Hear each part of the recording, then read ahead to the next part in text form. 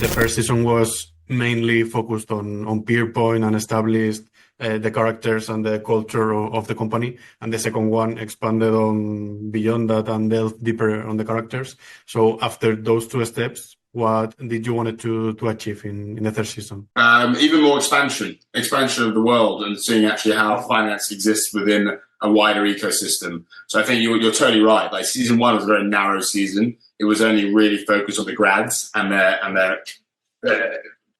orbit around them. I mean, like we never actually broke focus from those grads. There were no scenes where you were without one of those grads, and that felt like a good reflection of their whole a very good reflection of what they were experiencing, which was just coming into a workplace for the first time and feeling very small within it.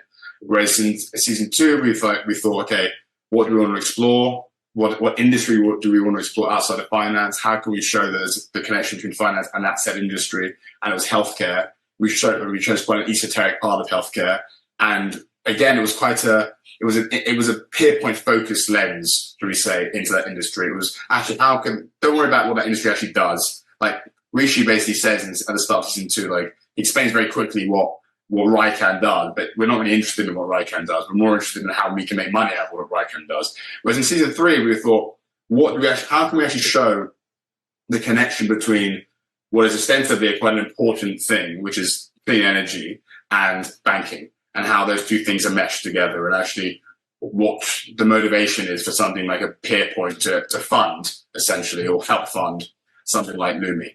And then we just wanted people to understand, and the way into that was an IPO, which people have a sense understanding of in a way they don't have a sense understanding of other parts of finance. And so, then we thought again, and then an extension of that was we wanted to write about this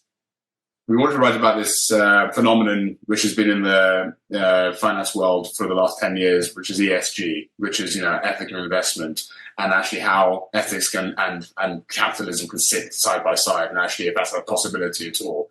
So every season, you're totally right. Every season is about expanding the universe of the show, showing actually how these things interconnect a little bit more. I hope it's a reflection of actually the power that the characters have.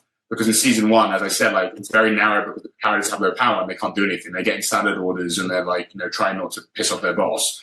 Whereas in 2 and 3, they're a bit more into their careers now. They've got a bit more responsibility. We're actually able to show where that responsibility lies now. Like you were saying, there's things in the show that maybe the audience, I include myself in that, that we don't understand because the show gets really technical when it talks about the banking industry, which is great. But I wanted to know, how is the challenge for both of you, of connecting with the audience without giving up on portraying in an accurate way the industry? It's hard. It's very hard, is the truth. I mean, like in season 1 and 2, we went very hard to the idea, because me and Mickey came from that world. I think we thought, Christ, if we even make any concession towards dumbing it down, we sort of risk losing a bit of authenticity, and authenticity was this kind of North Star for us.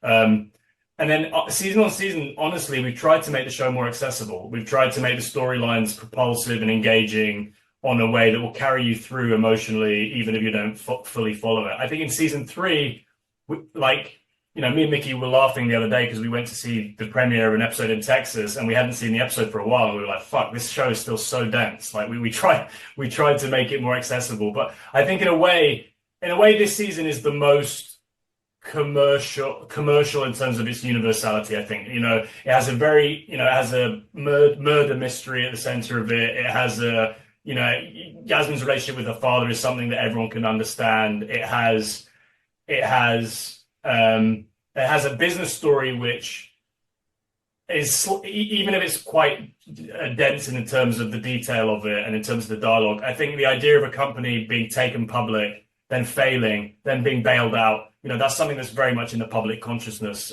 across all generations. Everybody remembers 2008. Everyone knows what government bailout is. So this was stuff that was just, as Mickey said, as the ambition of the show kind of grew, I think in some ways the universality of the storytelling has just sort of been helped by that, by expanding, going a bit more 35,000 feet. I think people who maybe want to watch a show about politics or want to watch a show about quite interested in how the media interacts with finance. This is stuff that I just think makes the show a little bit more potentially have a wider audience in season 3 than it did in season 2 and 1.